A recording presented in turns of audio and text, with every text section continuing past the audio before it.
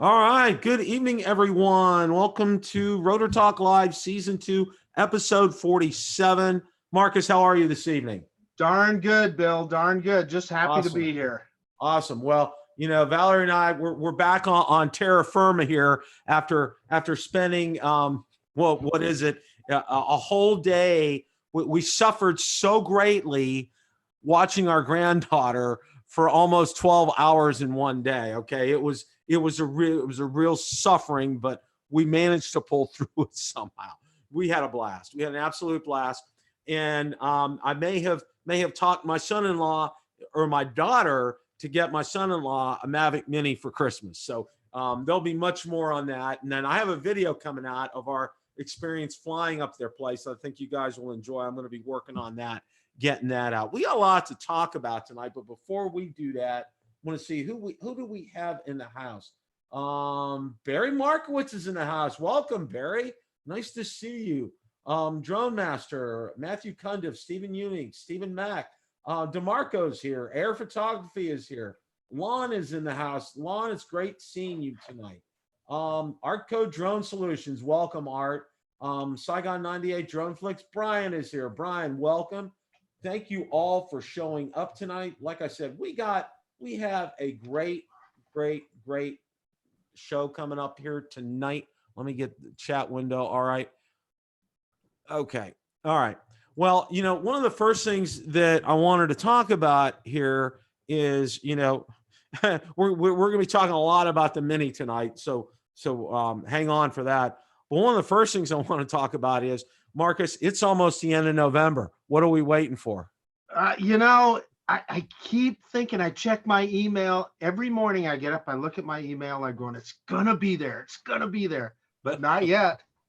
Well, see, for me, okay, I'm waiting. I'm hoping it comes after Friday. Friday is when we get our annual Christmas bonus. So I'm just like, wait till Friday. As long as it's after Friday, I'm good with it. So, but yeah, I've been getting a lot of comments and a lot of, like, when's it coming, Bill? When's it coming kind of stuff. And it's just, Well, we're all anxious because obviously we're hearing so many things about it, and it appears to be a game changer. And it'll be fun to know when it's coming. We've been really fortunate here in Idaho that our weather has held up pretty good, and I was hoping that it kind of would for the Skydio as well, but maybe not. We'll see. But no matter what, we're going to have a lot of fun with it, and I'm really anxious to try. There's been some amazing videos come out from some of the pre-testers. You've been keeping up with those. It's like, wow, it really gets you excited. There seems to be about, I'm guessing on the average, at least there's one new one a day that's coming out. And it just, it's whetting your appetite kind of a thing is what this is. I mean, we're really getting a pretty good taste of things as far as that's concerned. One of the first things that I wanted to talk about was Drone DJ put out an article about the processor in the Mavic Mini. Now, we're not going to be talking pretty much about the Mavic Mini, and I'm going to go ahead and share that briefly and go over that here. So let's go ahead and get the Umbrella video processor. Yes. Yeah. Yes. Let's go ahead. We're going to get that. Okay.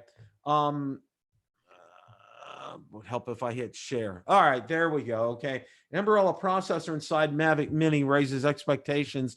DJI Mavic 3 Pro. Okay. And here's a picture of it. And it shows it's an Umbrella processor that's in here. And, I'll drop a link to this article in the description from Joan DJ from Hey Kestelou. But the basic thrust of the article is, they're talking about the quality in terms of the processor and being able also, obviously, for, video and photo type of things. And, giving you a history about the Mavic 2 in here. And then, the big speculation about, will the DJI Mavic 3 Pro have an Umbrella processor? There's no guarantees with this, okay? And there's some nice pictures, cutaways of the Mavic Mini in here. Drone Master from Florida was the one that provided those. So Should we explain why that's a big deal, Bill? Yes, go for it, Marcus. I was going to do that, but you go for it. Okay, I didn't mean to interrupt if you had that. No, go for it. But Ambarella video processors, they're kind of the preeminent maker of video processors. I know a lot of you people already know that. So, and I'm no tech expert, but I do know a little bit about it. But Ambarella is the company that really made GoPro famous. So it's Ambarella processors that enabled GoPro to build some of the cameras that they've built. And so they're kind of known as the preeminent video processing chips. Now, the other one is Qualcomm. Qualcomm does some video processing chips as well. And in fact, I believe it's Qualcomm that is in the Skydio. But that's what they're talking about there when they saw that Ambarella chip, and that's why people get excited about that. Yeah, and we'll be doing, when we get more info on the Mavic 3 coming up, we'll be doing some more about that. But for now, and that's it's starting to generate some interest because as we're wrapping up 2019 and we're wrapping it up in a with a pretty big bang here with the Mavic Mini, and now with the Skydio 2 coming out, right around the corner, 2020 is coming out, and our good friend Rick Smith from Drone Valley gave us his interpretations of what he thinks coming out, and which was good because he's not under any kind of NDA, so he was free to tell us a whole lot. And I'll drop a link in the description so you guys can check out that episode. And let me tell you, you'll want to listen to the last 10 or 15 minutes of that. He's a believer in the Phantom. Oh yeah. I think that was the thing, Marcus, that surprised me more than anything that he told me was he still thinks there's going to be a Phantom 5. And I'm like, wow. Okay. I guess who knows at this point? Who really knows? I mean, there's been an awful lot of talk. The other thing that there's been an awful lot of talk about is the Inspire 3. Okay. Like they're pretty much saying that it's going to be a done deal next year. That it's going to be smaller than the Inspire 2, but more powerful, better battery life, better sensors, better camera packages will be available for it. And of course, a bigger checkbook will be available as well. Imagine, what's your guess, Bill? I'm going to say between $3,000 and $4,000. Yes. Base price. Yes. Base price. That's right. Base price. That's not counting optional cameras, that's even probably without a camera. Guess who joined us? Mr. Ron Brown. Ron, welcome tonight. How are you, sir? Hello, gentlemen. I'm doing well in Mini Nation here. How are you guys doing? Mini Nation welcomes you, and we're very. Oh, there we are, Mini Nation. All right. I was just out flying. Just got in from flying. That is the best reason in the world. All right. Well, we were just talking about how we kind of talked a little bit about the Skydio 2 and how we're looking in our email and it's getting near the end of November and we're kind of waiting for that email from Skydio to say send in the rest of your balance. We're ready to send it to you. And we just talked about the Ambarella processor that is in the Mavic Mini and that it's a precursor to the Mavic 3, hopefully coming out. And then Marcus and I were talking about what Rick was telling us during the end of the show, talking about what he thinks coming out in 2020. He thinks that there's going to be a Phantom. I mean, it was pretty crazy, but also the Inspire 3, and we were talking about that. So that's where we're at. Now we're going to spend the bulk of the evening. Okay. And what I want to do first here is I want to get your impressions, both of you. We'll start with Ron. And I know Ron hasn't had as much time as we have had with it, but so far to where you're at this point, Ron, what are your impressions? Today was the second flight. Okay. Everybody knows my history. I was a loyal customer to DJI. I stuck with DJI all the way, and I was rewarded with stuck in customs and late delivery or whatever. I should have been like you guys, jumped ship, that went turncoat, went to Best Buy, but I stayed loyal. Are you listening, DJI? Are you listening to how loyal I was? But I stayed loyal, and I got mine on Friday. and I got to fly it that night around sunset, and then it rained for the next 3 straight days, rain or wind or snow. So today was the first decent day. I mean, it's almost everybody's saying positive things. It's it's for the money. It's nothing. It's all positive. I mean, it flies better than you would have expected it to. The camera is probably better than you would have expected for the price. The gimbal works great on it. As Marcus pointed out in the test, or I should say, Marcus and Billy Kyle, the Wi-Fi FPV enhanced Wi-Fi is better than anything we've seen from another Wi-Fi drone. It's almost pushed itself up to the level of, well, I mean, not almost, but it's somewhat in the ballpark of OcuSync and Lightbridge, more so than the older Wi-Fi enhanced drones from DJI and other makers such as Parrot. So, yeah, I guess that kind of sums it up in a nutshell. I'll turn it over to Marcus to get his impressions. It won't be any surprises here, but we're going to throw it over to Marcus. There might be a surprise, Ron. I was out flying today too, buddy. I had the little guy out today. You got some cons? Well, I don't know. I'm not going to call it a con. I'm going to call it a little bit of a revelation. So when I was out at Settlers Park the other day, I had kind of an issue with the orbit or circle mode, as they call it in the quick shots. I was trying to circle a tree, and it didn't exactly orbit the tree. It went over the top of it and kind of was like more of a point of interest. It dropped the camera, looked at the tree. So I wanted to experiment around with that and see if I could make it orbit something away from me. And also I wanted to try, some people have speculated that while the drone does not have follow me mode, when you are in one of those quick shots, if you move and the drone is tracking you, it will move with you. And so I tried all of that, and I had a situation where I was at Heroes Park, and I was standing next to that picnic shelter. And so as the drone was making its orbit, it lost view of me. And as soon as it lost view, there was a car out in the parking lot, so it grabbed that as its center of orbit. Oh. And then a second later, way off in the distance, there's one of the sheds at the park, and it grabbed that as the orbit. And man, this little guy was confused and flying all over the place. So I just hit cancel. Okay. And then I went out and I tried. My car was in the parking lot, so I tried to get it to orbit my car. The first time I was unsuccessful. The second time I was. Now, then I thought, okay, my initial experiment was going to be, I'm going to get in my car, I'm going to drive it around the parking lot and see if the drone will orbit around me.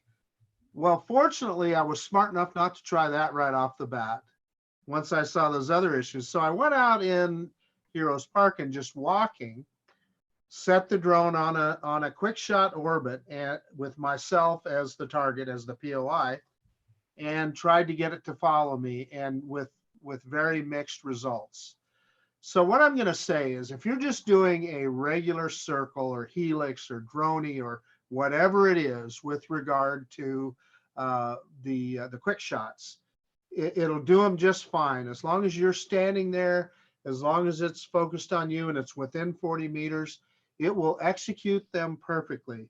But anytime you try and do anything outside of those parameters, it's not going to do it. And the reason I tried that is because we're used to, with other DJI drones like the Mavic 2, obviously would handle that no problem.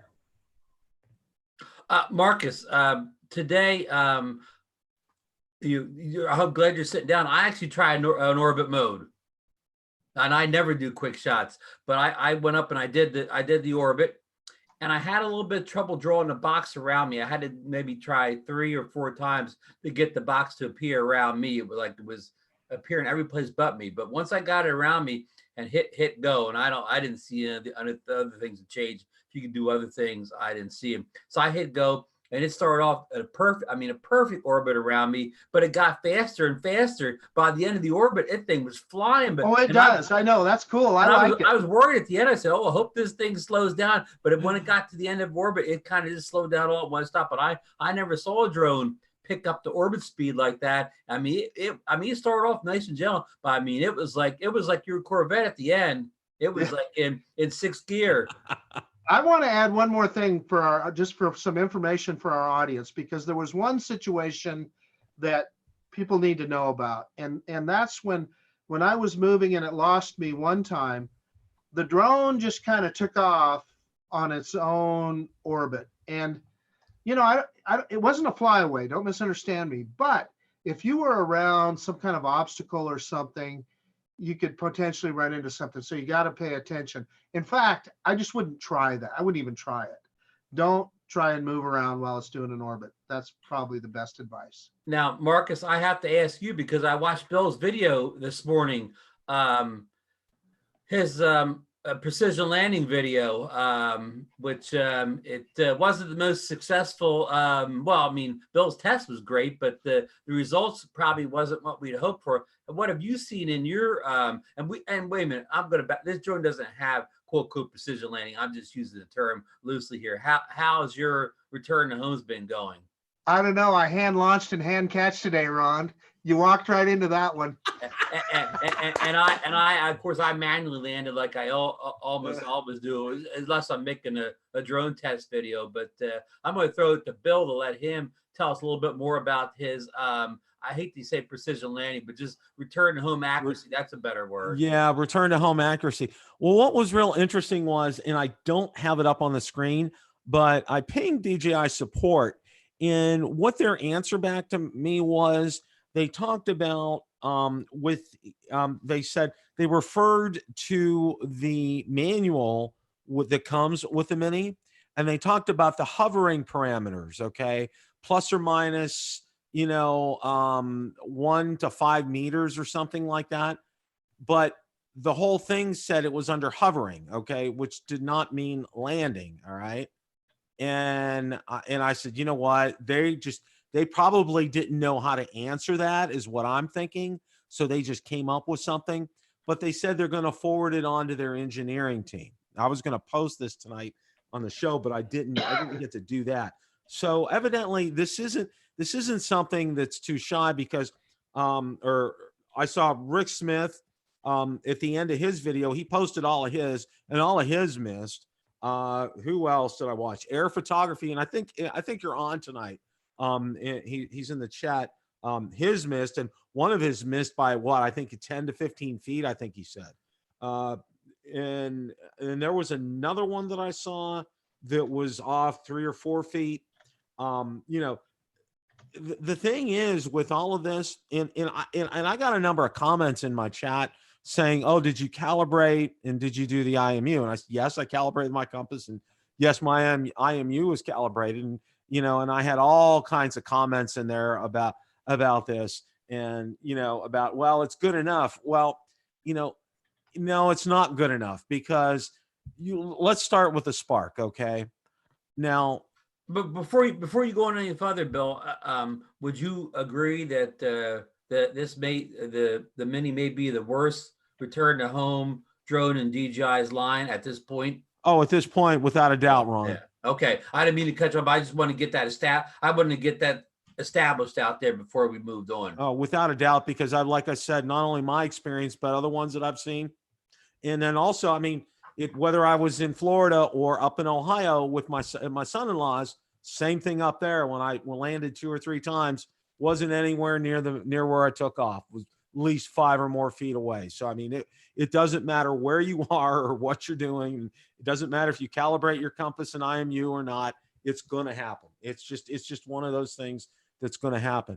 One of the other things that was really interesting to me that I got, and I'm going to go ahead and share my screen here. Let me get this up here. Now, I got this message, and this was just absolutely bizarre, because I don't think I've seen it from anyone else. Now, it says, battery cells under voltage, replace battery. Okay. Now, this was, and let me preface this. This was test number 4 here. And with test number 4, I was on my second battery. I have the Fly More combo, all right? And this was the first use of the second battery. I had not recharged it, okay? This was brand new. I just put it in there, okay? Well, you know, obviously I had probably flown it on the flight before. You can see it. It's a 22%, but it says battery cells under voltage, replace battery. I mean, that was just absolutely bizarre. And I hadn't seen that anywhere. I mean, I'd seen Marcus's message before that he came up with, but I hadn't seen this one at all. I mean, and everybody's like, you know, what does that mean? And I'm like, do you have to replace your battery? And I'm like, you know, I don't think so, but you know, I'm just wondering, you know, with 22% left, if it just, somebody was saying, you know, and somebody also said too, because we're using lithium ion instead of lithium polymer batteries, if that is making a difference here. And I'm not the battery expert. We had the battery expert on a few weeks ago, Rick Smith. Rick could probably better answer that question than I. What are you guys' thoughts on this? Well, that's interesting. So, you know, a lot of people are getting that aircraft efficiency or insufficient. Insufficient. Yeah. So, what the heck? You know, clearly, when you're full throttle, it's drawing a lot of juice out of those batteries. I really suspect that's something that they'll be able to address with a firmware update. But the other thing about it is, I've also talked to people that are saying, you know what, they've just pushed right through it and just kind of ignoring the warning, and the drone flies fine. So I really don't think it's a big deal. The other thing that I'll tell people is that that when you see that aircraft power insufficient, just let off the throttle a little bit and it goes away. So if you're concerned about it, just get off the throttle a little bit. And I am very confident that DJI will come up with a solution. And Lon is saying that it's a firmware bug, and I believe him. I think that sounds very logical to me. I want to ask Bill a question. Yeah, Ron. The battery warning that you just displayed on the screen, did that happen? I mean, as soon as you put the battery in, or did that happen at the end? When did that occur in the flight? That was it. That was when I was getting ready to take off on my 4th test flight, and I had 22% battery left. Oh, so you just put the battery in basically? No, I put it in for flight number 3. Oh, I got you. I got you doing multiple flights on one battery. Right. I was able to. I'm with you. So, yeah, I mean, I took my battery all the way down to, like, I don't know, at 18%, it was telling me to land. So I took my battery lower than that battery, and I didn't get any warnings. Yeah, I had taken it. Well, earlier in my video, I got mine down to 18, and then I just let it. I wanted to see if it would kick in automatically, so I just let it go, and it did, and it brought it back. But somebody, and I'm trying to see, Intel Maxwell Multi-Rotor said, what did he said something here about that. Balanced cells? Not balanced cells. Yeah. So, you know, I'm going to keep an eye on that. I have it back in the second slot, but I haven't numbered the batteries yet, but I think I'm going to do that. And I'm going to keep an eye on that. If I get that again, I'm just going to ping DJI support, because that would obviously mean that's a bad battery. And of course, in the DJI Go 4 app, which the Mini doesn't use, you can go in there and see what each cell of your battery, the charge on each cell of your batteries, but we don't. I guess you can do it, Ron. Ron, just touch the battery up in the corner, and you'll see that feature in. Oh, very good. Nice. There's a good hack. Yeah. Nice. You know, this is one thing that, you know, I just was like, you know, it kind of threw me off a little bit here as far as getting that message was concerned. Now, I also have to say this, with my first flight, it was a very windy day here. It was 20 to 25 mile an hour gusts. And you probably saw at the beginning, you know, how, you know, the Mini was just going from side to side and everything. And my wife looked at the video footage and said, wow, that was crazy, because you just barely saw any movement. When the drone was really kind of rocking back and forth, you barely saw any movement with that. one of the other things, and not a lot of people have talked about this, is how it stopped on a dime and it started on a dime. I mean, when I stopped that, it stopped. It felt a lot like, and you guys could probably verify this. When I flew Rick Smith's Anafi, the Anafi would stop instantly when I would let off the stick, and it would start instantly when I started on the stick. And this is what it felt like with me with a Mini. You know, when I hit that stick, it went. When I stopped, it stopped. I mean, I got that impression. The other thing that impressed me too is when I took it up to about 60 or 65 feet for my first flight when it was windy out, the stability got better. It didn't get worse. It got better as the winds got aloft. And I got a high wind warning, but I kind of, for the first flight, I didn't have a lot of time because that was on the Wednesday before we were leaving to go up north. And I got it out just a little bit over the lake and I came back. But the stability when it was up at 65 feet with a high wind, that was impressive for a drone that size. It really impressed me. I mean, Bill, I don't know if you saw, we had Chris Hope on our show last night, part of the Sunday Sunrise crew, and he normally flies the Phantom 4. And I asked him point blank, I said, can the Mini do everything that the Phantom 4 can for you? He said, everything. He said he's perfectly fine with doing anything he does with his big 4 with the Mini. That's how stable and good in the wind he thought it was. Yeah, I was very impressed with that. I didn't get a chance. I was 3 sheets to the wind last night. I was just trying to recover. We had a 6 a.m. flight on Sunday morning, and I'm still trying to get my bearings from that because we had to be at the airport at 4:30. Little jet lag, yeah. So yeah, that was just yeah. So so all in all, my first impressions for me are positive. I mean, I know DJI will work on a solution regarding the return to home, and I think it's a little more important on this drone versus like when we had the precision landing with the Mavic 2. Okay, you're looking at a different class of people. I won't say class. You're looking at a different user base. Okay, with this. Okay, for the three of us who have a Mavic 2, we're seasoned people. We know how to fly a drone. We know how to get it back home without having to hit return to home. And a lot of people that are getting this drone, then that will get this drone for the holidays, they're not seasoned people. They don't know a lot of times how to get the drone back. So they'll hit return to home. And, if it lands 15 feet away, it could be problematic depending upon where they're taking off from. It could land in water for all they know. That's a good point, Bill. If you're in a big empty parking lot, it doesn't make any difference. What if you're near a pond or a lake? Mm-hmm. Yeah, it could. Well, but it's so easy to cancel it. I'm struggling here a little bit, guys. I'm drawing a different conclusion than you are because it's a $400 drone. I don't know if I don't think it's fair of us to have those kind of expectations of this product. Well, I mean, I'm going to say off the bat, it sounds like the Zino, even before I had precision landing, would land closer to the pad. That's very true. Good point. And now it has precision landing, of course. So once in every 100th try, it lands right on the H. That's also true. What I'm saying is, as the thing gets, return to home works. Mel 400 AGL just said there's nothing wrong with return to home.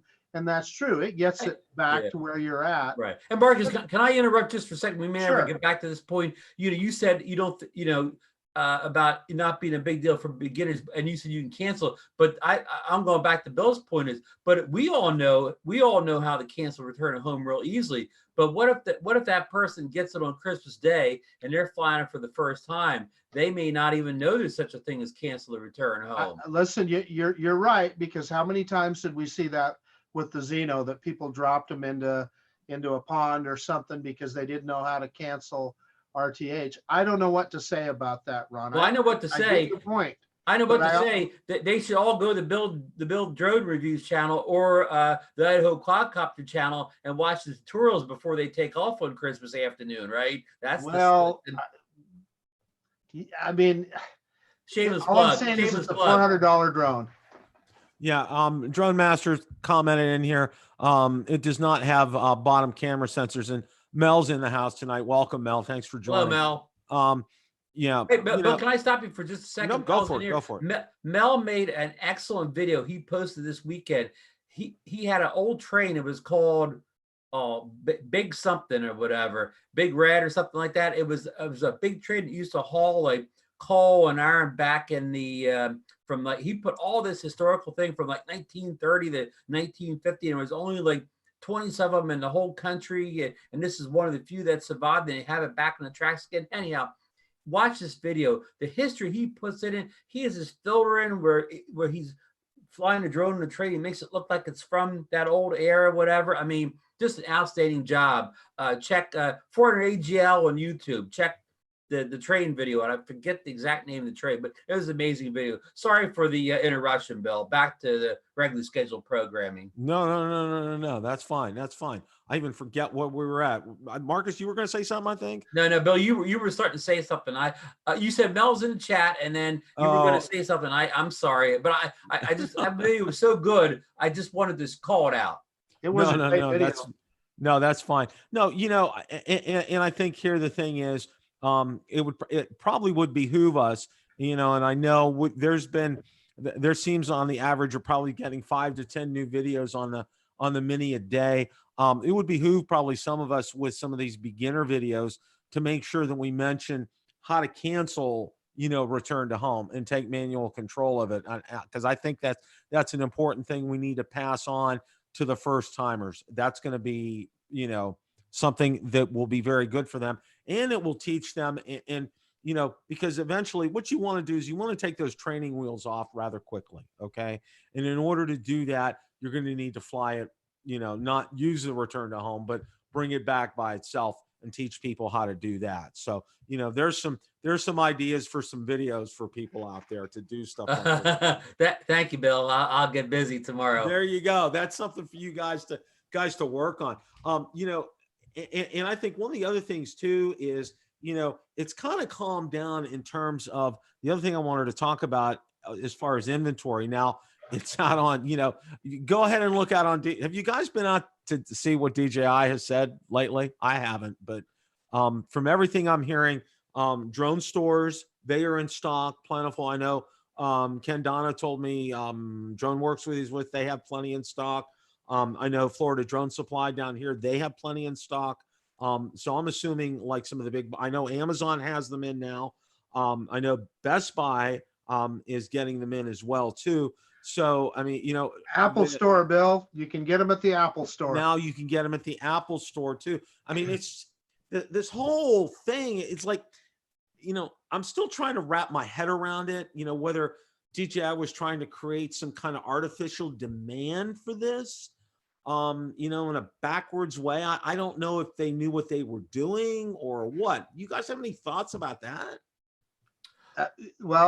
Here's what I told Ron, Bill. I was, as you guys both know, I was very frustrated trying to get this little Mini. But I told Ron, I said, hey, once I had it in hand and flew it a couple times, all of that would be out the window and I wouldn't care. And that's how I feel right now. I'm just happy to have it. Yeah, I don't know if it's a grand conspiracy as far as trying to create an artificial shortage or some kind of artificial demand. I mean, I'm not saying it's not, but that's not the way I feel. I just think that, DJI just doesn't have that supply chain pipeline in a company like, I hate to compare them with Apple because nobody's Apple, but that they can, do a big release like this. I mean, we all thought, okay, if you have let's do just a mini recap, Bill. On October 30th, the drone was supposed to go on sale at 9 a.m. Eastern Standard Time. Marcus and I got there about 10 minutes early. They were already selling them before the announced time, and we thought that was the day you could buy them. And then you let us know that no, there was a hard launch day of 11/11, which we did not know until that day on the 30th.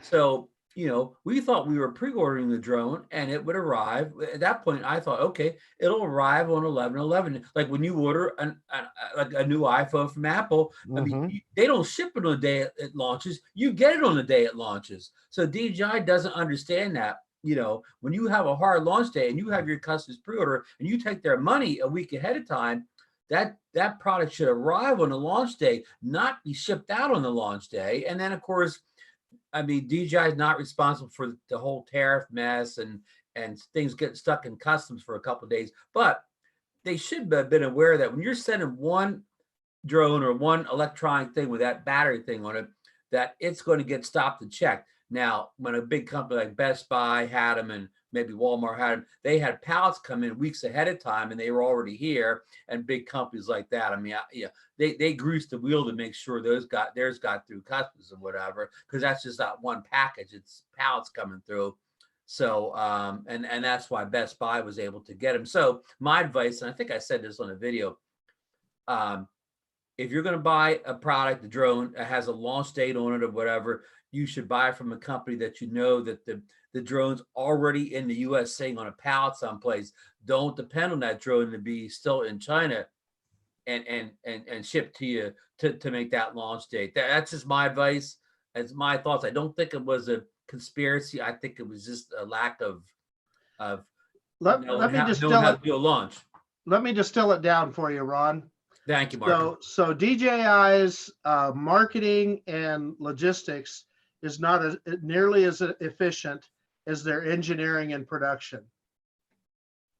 They need to find themselves their own Tim Cook. There you go. That makes perfect sense. If Tim Cook was running DJI and that happened, I would hate to be in the board meeting with him, Marcus, or the you know, that meeting when him asking why they didn't ship out in time. Somebody would be catching an earful, I think, Marcus. There would be some heads rolling out of that I know room. a little bit about logistics and supply chain. So yeah, I would say that could have been handled better. And let me tell you, I'm familiar with systems like Oracle and SAP, and all of them can tell you exactly what order is where, who ordered it when, where it's at in the system. And the failure of communication on DJI's part was kind of stunning. So I'm going to say that their marketing people should have been all over that and could have done a better job. Period. See, that's all. I'm happy to have the drone now, and I don't care. Well, I think the whole thing revolved in Oracle talked about it. It says it was an artificial pre-order, which I think he was right, because I think what should have happened was, you know, nothing on the 30th. They should have said, you know, launch event on, you know, on November 11th, and boom, there it is, available to order from DJI. And you can walk into Best Buy and pick it up at the same time if you wanted to do that. Okay. They do something like that. That's a whole different ballgame. All right. Because they're not going to have, and also too, you know, a lot of these drones that were held up, like Ron was saying, you know, was customs, and a lot of them are coming through and need to be inspected. And that creates a huge backlog and a huge delay. And I think, you know, the moral of the story is, you know, Ron said it best: order from a retailer who you know is going to have them on pallets here. And the same thing happened last year when the Osmo Pocket came out in November last year, guys. Remember? And you know, and I know several people that went to Best Buy and they picked them up right there at the store. There was no question about being able to pick them up there that day when it was released. Okay. And this is what DJI should have done. They shouldn't have said October 30th, you know, and then they put the 20 to 25 days and all that stuff. And then I go out to Best Buy, I order mine from Best Buy, and it says available for pickup November 11th. It's just, you know, it's like they were, I don't know what they were doing. I think Marcus said it best. I think their marketing and logistics, I think they got screwed up on this. And they were ahead of the production and engineering departments, and they just need to communicate better, because, you know, it was looking like it may have been almost on par with the Mavic Pro fiasco of 2016. And this may be too inside baseball here, but you know, they're also now they're training their customers not to buy from their website. They're training their customers to go buy from a big box retailer like Best Buy. And, you know, and that's a bad thing if you're the chairman of the board of DJI, because, you know, when you sell from your own website, you're keeping all the profits. When a third party like Best Buy is selling it for you, they're taking the chunk of the profit out, but you're training them to go there rather than buy from your website. So at the end of the day, it's not a good thing for the corporation. That's right, Ron. I mean, they're kind of shooting themselves in the foot with something like that. You know, you want to be able, you know, if you're an organization, it's like, you know, you want to be able to get as much profit as you possibly can from something. And in order to do that, you need to get the customer what they want in a reasonable amount of time.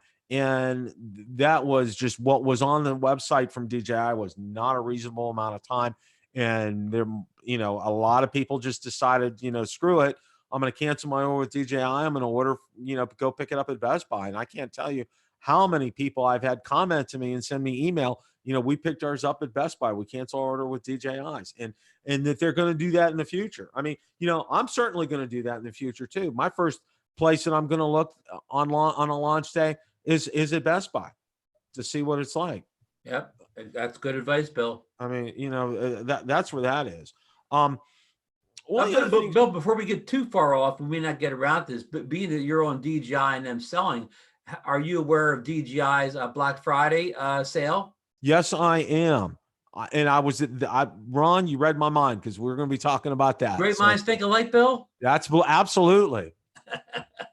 So on that Black Friday sale, is there anything on that sale that's catching your eye or it stands out to you as being a tremendous bargain?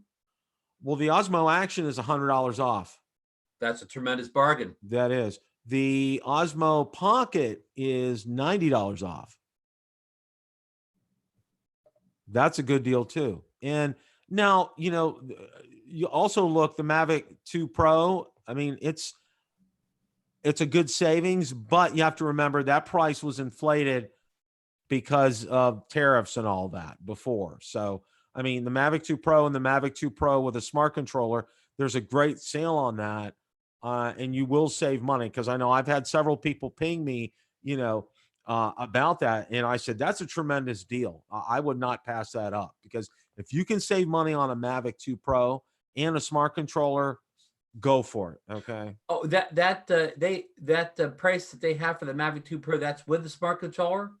They have the first one is without, and then the second one, you can buy it with the smart controller. Oh, how much is it with the smart controller? You know, I don't know, Ron. I thought somebody said, hey, chat room, could you look it up real fast for us? Yeah, I'm not sure. I did see that, but it looked like it was a good deal compared to what retail is right now on it. I mean, right, because Mavic 2 Pro with the standard controller retail now is what? How high is that now? Like almost 2,000? Yeah. And the smart controller puts up to like 2,200, or yeah, it was like 2,200. So I think they said it was about 1,700 with the smart controller for that. So that's a really good deal for that. Now, what's interesting is the sale is different over in overseas, like over in the UK and Europe and Australia and Germany. This sale's only for North America. That what Ron and I were just talking about here. So, I mean, you know, it's real interesting how DJI does that. And it starts at a certain amount of time and it ends on a certain, and that's going to be it. They'll be done as far as that's concerned. Oh, and on another side note as well, too, DJI affiliates now are making money on the DJI Mavic Mini. DJI is letting DJI affiliates earn income on the Mavic Mini. So if you're interested in getting a Mavic Mini, check out Ron's links, check out Marcus's links, check out my links. You know, I know myself, and I think maybe Ron and Marcus as well, also have links to buy them from Amazon. So it's wherever you choose to do that. If you want to do it, it does not cost you any more money at all. And it helps you get to see quality programming like what you're experiencing now at this time with three incredible drone reviewers here. Wow. Great. That's well said, Bill. I'm writing this down, but I do have a question actually, Bill. this is like you're going to be sitting in front of the Congress here. Now, if I would order any of these products you told me, the Osmo Action, the what's the Osmo? What's the one with the Osmo Pocket or whatever, or the Mavic 2 Pro? Would this drone ship from China, and will this product ship from China and get caught in customs, or do you think this is sitting in a U.S. warehouse someplace and will come to me direct? Oh, I think the U.S. warehouse. U.S. warehouse for sure. Okay, so I don't have to work. When it says it's here in 2 or 3 days, that's not going to be stuck in a FedEx jail for a couple more days. Yeah, Mel's right. I think we all have links for people to buy it. Yeah, we do, Mel. Everybody does. So whatever drone reviewer, you want to spread the wealth around, it all helps all of us to maintain our channels and do quality programming. And Bill, would you explain how those links work a little bit? And what I mean by that is like, and this is whoever used my link, your link, Mark's link, Mel's link, or whatever. If you do use the link, say for Amazon, don't throw it in the cart and leave it in the cart for 5 days and then go back and make the purchase. Bill or Mel, they're not going to get the sale then or whatever. I think you have to purchase it within 24 hours of putting in your cart, or that link is broken and the person won't get credit. So you may think, oh, I'm going to do Bill a big favor. I'm going to buy this Mavic 2 Pro and he's going to get his 5% or whatever, and then he gets nothing because of that. So just remember, like if you put in your cart, you don't buy for 5 days, go back and delete that one, go back and put it in the cart again fresh, and then complete the purchase. Am I on base on this at all? Yes, you are, Ron. Yes, you are. And the other thing is if you decide to go out, let's say, and buy from Amazon, and not only you drop a Mavic Pro in your cart or an Osmo or whatever, and you go out and you buy some other things, it also helps us well as too, because that's something that will help us on anything that you get during your time out there on Amazon. So hey guys. Yes, sir. So I'm seeing a couple of interesting comments in the chat. So Saigon 98 Drone Fix is talking about the smart controller, talking about modifying the antenna. I've never heard of that before, but it's interesting. He says it helps it after an antenna modification. Don't know what that is. And Lon is commenting about the Skydio, and I think he's referring to that some cracks in their armor. And I think he's referring to that video that we all saw of Kyle. I can't remember Kyle's last name. Idaho Kyle. Yeah, he lives right here where I do, and I can't remember his last name, but he was riding his bike and he came through some trees, and he did get the Skydio stuck behind a branch, and he had to come back and get it. Hey, shameless plug. Kyle's going to be on Drone Therapy tomorrow night. He is, and Lon, I am too. I think we're all in that first batch, aren't we? The three of us. Yeah, right now, 3 of us. Well, I think Rick Smith's probably going to get his first. I think he said he hit the button as soon as he got the email. So yeah, that's good. He beat Marcus to the buy button. Yes, he did. He's got a faster button than Marcus even. He has very quick fingers. I mean, there is absolutely no doubt about that. None whatsoever. I'm still on my schedule that I used to say it'll ship, even though it was supposed to be in November, it'll ship on November 30th. Now I'm thinking we may get the email on November 30th. Yes, that could be. The email may arrive November 30th. That's very true, Ron. One of the things that I want to talk about before we wrap things up here is the video quality from the Mavic Mini, and I wanted to touch upon this because I can't tell you, a lot of people say why don't you go to other locations and shoot, and I do, but the big reason why it's right out my back door, and it's very easy for me to get up in the air quickly and to be able to film out there quickly, and also too it's a point of reference for me because I know if something is different or there's an anomaly, I can catch it quickly from my videos. And one of the things that I saw, even though it was an overcast day, and I did get some video out there when I was shooting my my video for the return to home, I was still very impressed, especially I think the thing that kind of jumped out to me about the Mini was the color profiles on it, because you know, even though it was dreary and overcast, but when I tilted the gimbal down when it was when it was landing, you know, how green the grass was, the color of the orange on the landing mat stuck out, and some of the other colors just kind of really jumped out. And you know, it just really impressed me. You know, it's really, you know, very high quality video. I mean, I have no complaints with it. Bill, did you see my you know, of course I only had one video up, but my video that I took, well, I put it up one time in my first video unedited, but then I went back and color graded it by that sunset, and I got lucky with that incredible sunset. Were you impressed how the quality came out after it was edited in Oh my gosh, Ron, that was just fantastic. So I got absolutely loved that. I got lucky with that sunset. Now, I know Marcus would say something, but I'm going to address the chat room here, Bill.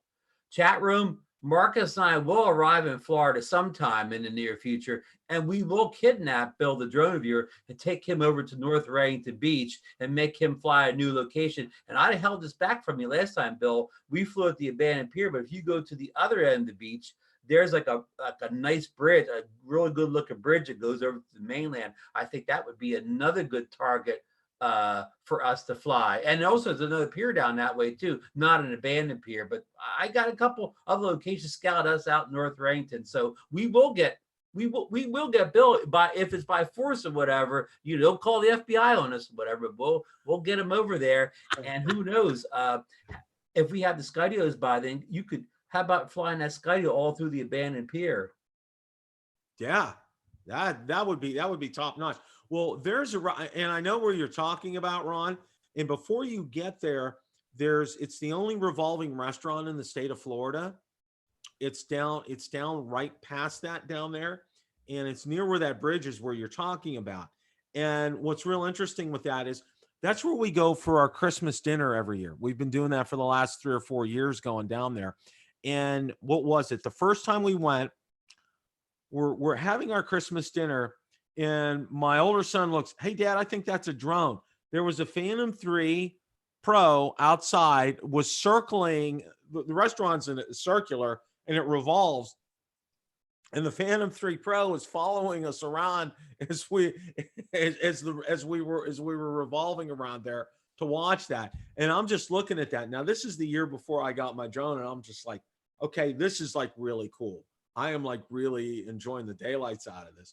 And Valerie's like, "You think they're filming us?" And I said, "Well, yeah, they're filming us, but I'm not sure how, you know, what the detail was." But I mean, sorry about that, Bill. I didn't think anybody saw me out there that day. I'm sorry. No, that was Ron. Ron got caught. We found out, Marcus. We found out. We don't know who did that.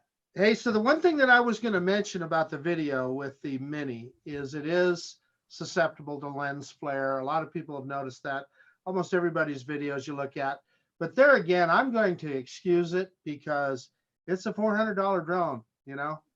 And Marcus, a lot of people pay big money to get those fancy filters to put lens flares to do that on purpose. So you get it for free here or whatever. You know, my even my iPhone gets my iPhone 11 Pro gets a lot of lens flare. It's what we need on this drone is ND filters, but as somebody said, the ND filters will add that gram and it'll be over 250 or whatever. But I mean, I'll gladly put my registration number on it. I don't care. But we need an ND filter because I made a comment on Marcus's video that he flew to Snake River, and also Ryan Duvall's video where he flew over like around his neighborhood. They flew about 1 o'clock in the afternoon at the height of the sun, and they were both overexposed. And yeah, no fault of theirs. It's just just happens you fly that time of day without, he probably could have used the ND16 on there, or, at least an 8 polarized or something like that to even bring a little color back. And, I know Al Diaz, is Al Diaz in the house tonight with us? Yes, he was. Yes, I did see him. Yeah.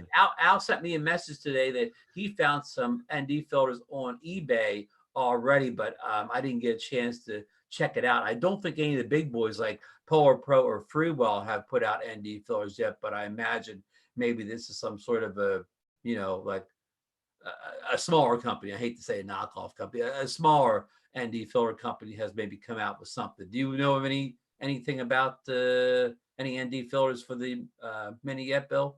No, the only thing I heard, I know Barry Markowitz was in. He had sent me a link to who was it? To have a hard case for the Mavic Mini. Okay. I do want to talk about this, and I gotta say this, okay, because everybody probably knows I was up in Ohio this past weekend, and what I did was this went in directly in my bag, in my carry-on, and it was so easy to get in here. Okay, it was just, I can't say enough about it. Okay, now everybody knows it's not a hard case. This isn't going to float. But, it's hard enough that this isn't going to get crushed inside the box. Okay, Ron, hold yours up. Yeah, where's my case? Where's Ron's case at? Sorry, buddy. I couldn't help. Looks like I'll have to buy Barry's hard case. Bill, how did the Mini travel for you? Did you put that in like your inside your carry-on luggage? Yes, I put it inside the carry-on luggage, and I had absolutely no problems with that whatsoever. Now, when TSA stopped you, did they fly the Mini around the TSA area before they let you have it back? They said they couldn't do it because I didn't have the prop guards with me. You left the props at home. I left the props at home. So you're the only one. Well, I should say the only one. You've flown with prop guards, but Marcus hasn't. Is that correct? That's correct. You'll never see the prop guards on mine. Now, ever. see, the only way that I could do that indoor flight, I had to have the prop guards on. You go back to maybe one of my videos from about 2 years ago. I flew the Mavic Pro. And the problem with flying the Mavic Pro, and it ended up being the Spark as well, because I have a dark floor. We have a dark wood floor, and I read the sensors. It confuses the sensors when it's a dark floor. They said it works well on lighter floors, but because I had a dark floor, it didn't recognize it. So it started acting like it was in ATTI mode, and it was just starting to bop up and down. And then next thing I know, it was just doing one of these. And then my Mavic Pro, let's say it put a little divot in the wall. Understood. And I'm lucky I don't have a divot in my head right now. Say no more. So Ron, do you need some prop guards? I have some available. Well, maybe for the right price. Now, we're making fun of prop guards here, and I always say this when I review a toy drone, and I put the prop guards on. Somebody always comments, well, take those prop guards off, and I always try to explain, the prop guards aren't for people who own a lot of drones to fly all the time. People that buy like toy drones, and I don't want to call the Mavic Mini toy drone, but a lot of first-time drone users will get this. It's no use tearing up your props that first day, not be on the fly mode because you've ruined all your props.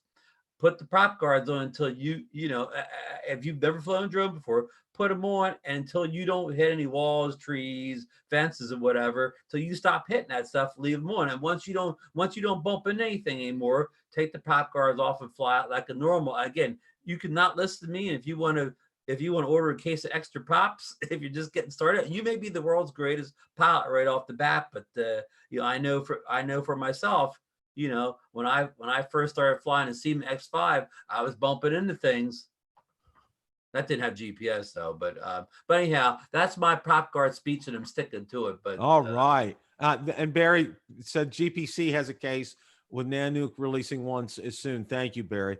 I'll check Barry's link, and I'll check his affiliate link. I don't think they're going to be that expensive too. I think they were like probably well under $100 for those cases. So that's a good thing. Bill, would you recommend? Now, would you recommend? Okay, you're Bill the Drone Reviewer. Everybody knows you got drones. So you got a friend, family member, coworker comes to you and they say, I want to get a drone for Christmas, but maybe for themselves, maybe for a loved one, a relative, or whatever. And they say, and it's their first drone or their first GPS drone. What would you recommend to them right today, Bill? First drone, Mavic Mini. I wouldn't hesitate. And would you recommend? Say they're on a tight budget. Would you recommend the standard kit or the Fly More? I'd recommend the standard if there's on a tight budget. I mean, it has everything you need to fly. and you're saving $100. But So- you know, if you look at it and you look at the prices on things, batteries for the Mavic Mini are $45 a piece, and you get 3 batteries with the Fly More kit, which Right. you know, that really, you know, the batteries themselves, plus, you know, plus the hard side case, plus, you know, the prop guards and quick everything, charger. and the charger, you know, you're really getting a pretty good deal on that. That's probably good advice. I mean, Marcus and I talk about this all the time. Marcus and I go out the field with a whole car full of drones. So I really don't need 3 batteries of the Mini because I got to fly all these other drones too, or whatever. But for if it's your only drone, that is an important factor to consider. Bill, you got some interesting chats going on. Yeah, and the next firmware update for Mavic Mini, it's going to increase the power for the rotor of 50%. I don't know about that. 50%. Arbit2 fan 008, and yeah, Mel says don't go spreading rumors there. Yeah, that's wow. Yeah, okay. Now, speaking of that 50% increase, today when I was flying the Mini, I want you guys to let me know what you were getting. When I was flying with the wind at my back, and it wasn't much wind at all, I was getting about 18 or 19 miles per hour in P mode. And then when I put in sport mode, I was getting almost, I was at 28.9 like a whole bunch of times. I never quite crossed over to 29. What kind of speeds were you guys seeing? Just about the same. About the same. Yeah, I would say about the same. So that's pretty standard then. So, I mean, do you guys really feel that this small drone needs a 50% increase in power? No. Well, now let me. So my first answer is no, but I also want to add to that one of the joys of that Mavic 2 is being able to get out to a location fast. You put that sucker in high gear and it's going 40 plus miles an hour. True. To get to wherever it is you're filming. There is something to that. Now, that said, that's not the mission of this little drone. So yeah, 28 miles an hour is good. Bill, can I say something maybe a little controversial? Go for it, Ron. People probably don't want to hear this, but again, because it's all positive on the Mini. I mean, in sport mode, it moved good enough, but you know, Mark says not Mavic 2. But guess what? You put Spark in sport mode, and the Spark's got a little more giddy up than the Mavic Mini in sport mode.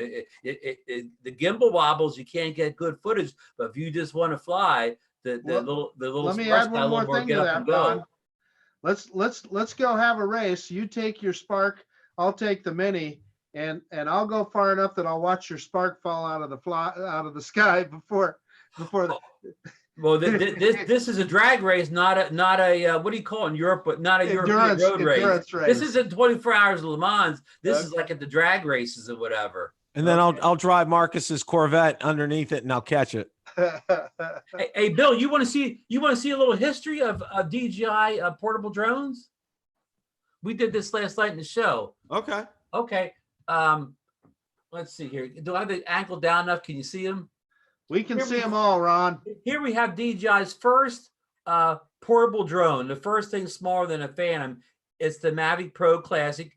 Came out at the end of 2016. It was their first and only mobile drone for about 6 months. And then in the spring of 2017, the little Spark came out. It was announced in May and shipped in June. It was their second portable drone. And then I got a hole here. I never had the Mavic Air, so I'll let the Anafi be the Mavic Air since it's kind of the same drone. So it'll sit there. And then summer of 2018, late summer of 2018, we get the Phantom 2 Pro, 1-inch sensor, and there's of course it's a zoom model too. Both are still in stock and available to this day. The other drones I showed you are discontinued from DJI. You'd have to buy them third party. And then November of 2019, we have the Mavic Mini, and that completes the DJI mobile drone line. Am I missing anything, Bill, or did I? Nope, you got it, Ron. You got it. So, and all the other DJI drones are all what I would call non-mobile, non-travel drones. That'd be correct. And of that bunch of drones, you know, of course, I don't have the Mavic Air sitting. I know you've reviewed the Mavic Air. Which one is your favorite, Bill? Out of all of those right there? Yeah. Oh, that's easy. Well, let's take price out of the equation. Even with just price your out of the favorite. equation, very easy. Mavic 2 Pro. Of course, it's the Mavic 2. It's a done deal. That's an easy one. Give me your number 2 though, and remember, pretend the Mavic Air. I mean, the Mavic Air is sitting here. That's Number easy 2. for me. I'm going to say the Mini. Bill's still thinking. You know, you know what? I'm probably gonna agree with my co-host here. I'm probably gonna say the Mini as well too. I was leaning to the Mavic Air, but two things with the Mavic Air detract from it for me. One, when you're traveling in sport mode, that gimbal's unusable. You can't film anything with that. And the other thing is that thing, you know, and Rick Smith proved it. And Rick did. There were a lot of people who tested sound. Rick did probably one of the better ones, and he used he hooked it up to, you know, looking at sinusoidal waves and the whole 9 yards. By far and away, that sound from that Mavic Air is a killer. Bless you, Bill. It was a killer. And Rick did it from up what he was like 50 feet up in the air when he was doing his tests, and he had the Mavic Air up there, and it's just still, you know. Well, one of my friends, Ian, over in the UK, he said he loved that drone, but he got rid of it. He says because that thing was just annoyed the daylights out of him. The pitch of the sound, it was just horrible. Yeah, I mean, the noise factor and no OcuSync kind of did it in, even though the camera quality was stellar. Those two things, the connection with the enhanced Wi-Fi, and what we've learned too is, did we touch on this yet, that the enhanced Wi-Fi in the Mini is much superior than the enhanced Wi-Fi in the Mavic Air? Did we touch on that, Bill? Yeah, sure. Yeah. So that's another thing going for it. So yeah, you guys may be right. Of course, if you take the Mavic Pro Classic from 2016, the only thing the Mini does better than this is what? I think the Mini has a better flight time, but this flies farther, better camera, more functions or whatever. This is still superior in every way to a drone from 2019, except the battery life. Gentlemen, closing thoughts. Who would like to go first? Well, Marcus left the set for a minute, so we'll let him go. We'll let him go last. Closing thoughts. Again, first, not even first full week with the Mini yet. I was skeptical. A lot of guys, were really loving the Mini before it came out. I was a little skeptical, and I was completely turned around. I mean, it's maybe the best bang for the buck out there, best drone for a beginner. All the qualms about, I don't even want to hear stuff like it doesn't have 4K, doesn't have optical voice. It never said it did. It has everything it was advertised to have. I don't knock a product on things it didn't say it had or whatever. So what it said it does well. And I mean, I understand. I wish I had a few more camera functions and so on. And maybe we'll get that in a future update. Maybe we won't. But just if the little Mavic Mini never improved from this day on, it would still be a good drone. And I'm going to throw it over to Bill, and Marcus could finish up when he makes it back. What are your thoughts for? Well, first thing, Marcus, you can go ahead and share if you're ready. What am I sharing? Closing thoughts. Oh yeah, hey, that's easy. What a fun little drone. The Mavic Mini to me is just a gift. I've had more fun with that little guy than I ever thought that I would, and I hope that everybody else gets a hold of one, because it's cheap enough that a lot of people should be able to afford it. And when you have it in the air, you feel like you're flying a bigger drone, or at least I do. And I'm enjoying the heck out of that. The other thing is, I'm hoping that this time next week, we're talking about the Skydio email that we got. So. Well, before I give my closing statement, I have to share this picture here. Okay. Now, most of you know that we were up in Ohio over the weekend, and you can take a look here. We spent the better part of our day on Friday, probably almost 12 hours, watching that little bundle of joy that's sitting right next to me right there. It was it was one of the best days of my life. I kid you not. And I'm also going to go ahead and share a picture of her with her grandma. Did Ellie get to fly the Mini? Well, yes, technically, we did a selfie, and that's coming out in a video that I'm going to have coming up. Now, here's a picture of her with grandma. Okay. She was just absolutely enthralled with grandma here. I mean, there's just no question about it. She absolutely loves spending time with her grandma. That was just it was priceless. Okay. You know, and I know some of you out there have been grandparents, you know, over more than once and everything, but I got to tell you this, it's not, this joy is something that nobody will ever be able to take away from either Valerie and I. And, you know, coming up, you know, and probably at about 4.5 years when I retire, we're going to be splitting time between Ohio and Florida. So we'll officially be snowbirds. Now, I do legally, for legal reasons, we have to live down here at least 6 months and 1 day. And, you know, to qualify, you know, to be resident of the state of Florida, because that's where obviously where we'll keep our residency. And we have yet to figure out what we're going to do as far as, you know, if we're going to, you know, buy something up there, rent something up there. We don't have any idea what we're doing at this point, but we are going to do something because, you know, spending time with her is just absolutely priceless. On to drones, and I'm sorry to digress here. I just wanted to spend grandma looks, thankfully. You're right, Stephen, absolutely. 5 months old now. You're right, Larry. She is absolutely 5 months old. Well, in 4.5 years, you could just establish the BillTheDroneReviewer corporate headquarters in the Ohio area. Oh, I sure will. Well, my son-in-law will be with me because he'll be flying drones as well too. You know, I'll be sharing with everyone shortly in a video probably coming up in the next day or two. My first flight in Ohio with the Mavic Mini, with my son-in-law with me, and then also I did a selfie of our entire family from the Mavic Mini. So I think everybody will enjoy that. I'm going to echo both what Ron and Marcus said. This is a fun drone. You know, and I think Ron, I really like what Ron said. You know, people are complaining it doesn't have 4K, it doesn't have OcuSync. It never said it, you know, it was not advertised as such. And, you know, you're getting what you're paying for with this drone. And I think you're getting an awful lot of technology packed into this 249 grams inside there. It's pretty incredible what you're getting with this and the abilities and capabilities of this. DJI came out with an app. We really didn't spend a whole lot of time talking about the app, but I really like the app that they came out with. They made it very simple. They made it easy to understand.